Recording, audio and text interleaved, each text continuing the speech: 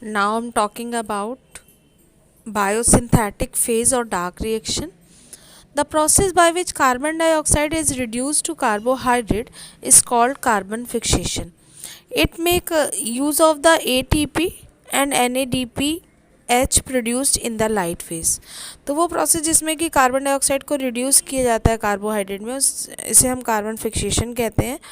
और इससे adenosine triphosphate energy currency of the cell and nicotinamide adenine dinucleotide phosphate hydrogenase produce होते हैं light phase में। It occurs in the stroma of chloroplast by a series of enzyme catalysed reaction. तो जो dark reaction होती है वो chloroplast के cytoplasm में होती है, स्ट्रोमा में, जबकि लाइट रिएक्शन ग्रेना में होती है। और इसमें बहुत सारी कई स्टेप्स की प्रोसेस है ये जिसमें एंजाइम कैटेलाइज्ड रिएक्शन होती है।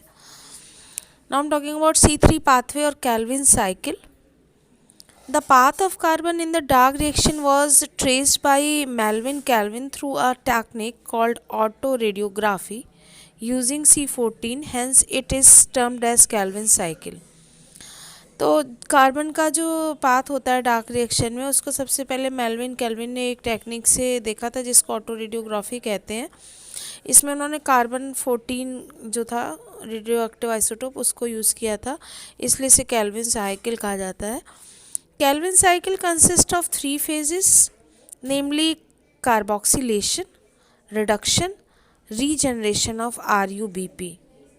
तो कैल्विन साइकिल में 3 फेजेस होती हैं। पहली तो कार्बोक्सिलेशन होती है, फिर रिडक्शन होता है, उसके बाद राइबोलोज बाईफॉस्फेट का रीजनरेशन होता है, दोबारा बन जाता है। तो सबसे पहले राइबोलोज 1,5 बाईफॉस्फेट एटमॉस्फेयर की कार्बन डाइऑक्साइड और एटमॉस्फेयर में जो मॉइस्चर होता है वाटर H2 उससे कंबाइन करता है और प्रोसेस को हम कार्बोक्सिलेशन कहते हैं। तो इससे जो पहला प्रोडक्ट बनता है उसका नाम होता है 3-फॉस्फोग्लिसरेट, ये 3 कार्बन का कंपाउंड है।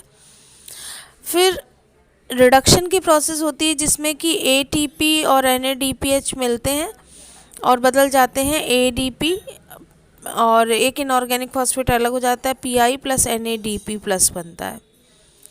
उसके बाद नेक्स्ट स्टेप में ट्रायोस फॉस्फेट बनता है जिससे आगे चलकर सुक्रोज या स्टार्च का फॉर्मेशन होता है।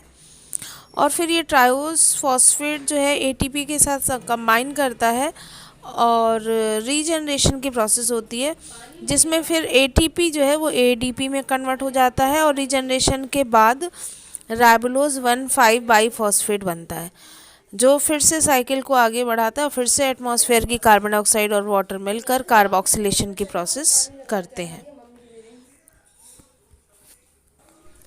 सो ribulose 1,5 biphosphate combines with atmospheric carbon dioxide and water, and the process is known as carboxylation, which is converted into 3-phosphoglycerate, and then ATP plus NADP combined with this, and the process is known as reduction, which form ADP plus inorganic phosphate plus NADP plus and converted into triose phosphate, which further